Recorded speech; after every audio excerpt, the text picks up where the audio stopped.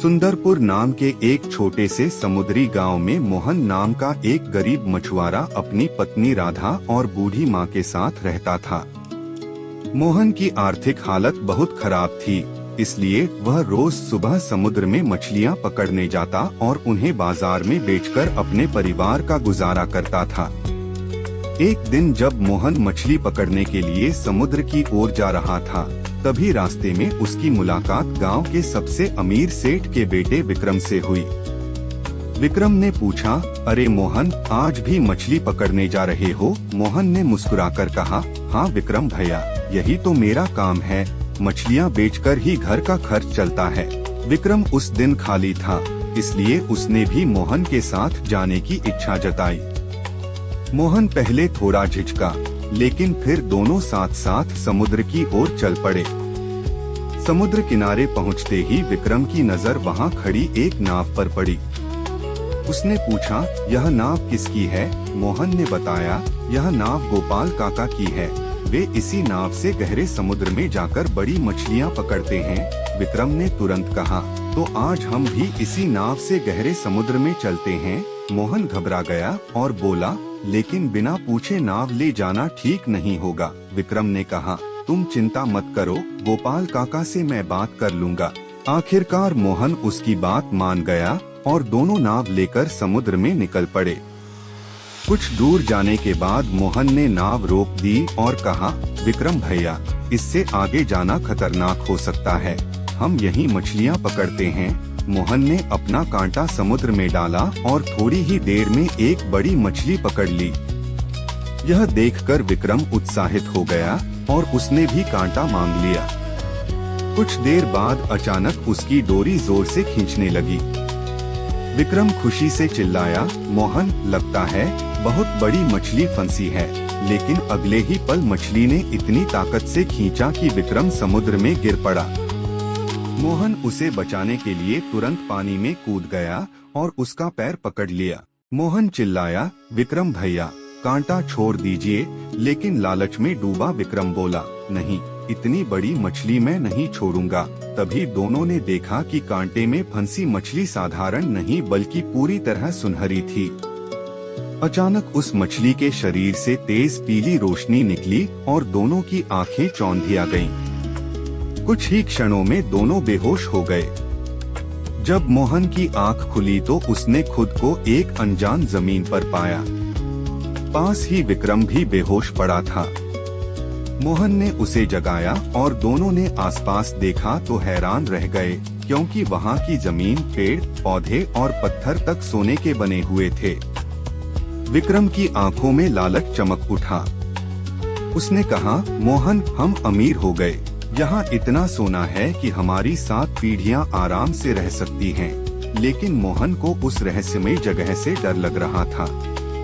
उसने कहा, विक्रम भैया, हमें यहाँ से निकलने का रास्ता ढूंढना चाहिए। विक्रम उसकी बात अनसुनी करके आगे बढ़ गया। कुछ दूर चलने पर दोनों को सोने का एक विशाल महल दिखाई दिया। जबरदस्ती उसे अपने साथ महल के अंदर ले गया। महल के भीतर उन्हें 2 बेहद सुंदर मूर्तियां दिखाई दी। मोहन ने चेतावनी दी, इन्हें मत छूना, यहाँ कुछ ठीक नहीं लग रहा। लेकिन विक्रम ने हंसते हुए एक मूर्ति को छू दिया। अचानक तेज रोशनी हुई और दोनों मूर्तियां 2 राजकुमारियों में बदल गईं। बड़ी राजकुमारी का नाम मायावती और छोटी का नाम चंद्रिका था। मायावती ने गुस्से से पूछा, कौन हो तुम और हमारे स्वर्णलोक में कैसे आए? इससे पहले कि दोनों कुछ कहते, छोटे कद के कई सैनिक वहां पहुंच गए और उन्हें बंदी बना लिया। मायावती ने कहा, इस स्वर्णलोक में आना आसान है, लेकिन यहाँ से जाना कठिन है। यदि बाहर जाना चाहते हो तो तुम दोनों को आपस में लड़ना होगा। जो जीवित बचेगा वही यहाँ से जा सकेगा। मोहन ने हाथ जोड़कर कहा, हम मित्र हैं, हम एक दूसरे को नहीं मार सकते। लेकिन अपनी जान बचाने के लालच में विक्रम ने मोहन पर हमला कर दिया। मोहन केवल अपने आप को बचाता रहा और उसने एक बार भी विक्रम पर पलटकर वार नहीं किया। कुछ देर बाद मायावती ने अचानक लड़ाई रुकवा दी और कहा, बस। परीक्षा समाप्त हुई। विक्रम हैरान होकर बोला, कैसी परीक्षा? मायावती ने कहा, हम देखना चाहते थे कि तुम दोनों में सच्चा और नेक इंसान कौन है। मोहन ने अपनी जान खतरे में होने के बावजूद तुम्हें चोट नहीं पहुंचाई, लेकिन तुमने अपने मित्र को मारने में एक पल भी नहीं लगाया। इसलिए मोहन स्वतंत्र है और तुम यहीं रहोगे। विक्रम डर गया और माफी मांगने लगा। तब मायावती ने कहा, मैं तुम्हें एक आखिरी मौका देती हूँ। मेरी 2 पहेलियों के सही उत्तर दे दो तो तुम भी मुक्त हो सकते हो। पहली पहेली है, दिखाऊं हर चेहरा जैसा है, सच का साथी सदा बना है, तोड़ दो तो टुकड़े बन जाऊं, पर कभी झूठ न दिखलाऊं। बताओ मैं कौन हूँ? विक्रम बहुत सोचता रहा, लेकिन उत्तर नहीं दे पाया। मायावती ने दूसरी पहेली पूछी, बिना पंख के उड़ती हूँ, हर जगह मैं बहती हूँ, दिखाई कभी नहीं देती, फिर भी सबको महसूस होती हूँ। बताओ मैं कौन हूँ? विक्रम इस बार भी चुप रहा। तभी मोहन बोला, पहली पहेली का उत्तर शीशा है और दूसरी का उत्तर हवा। चंद्रिका मुस्कुराई और बोली, बिल्कुल सही, लेकिन मायावती ने कहा, उत्तर तुमने दिए हैं, इसलिए केवल तुम जा सकते हो। तुम्हारा मित्र यही रहेगा। सैनिक मोहन को महल से बाहर निकाल लाए। बाहर आकर मोहन सोचने लगा कि वह विक्रम को छोड़कर गांव कैसे जा सकता है। तभी उसे धीरू नाम का एक दयालु बौना मिला।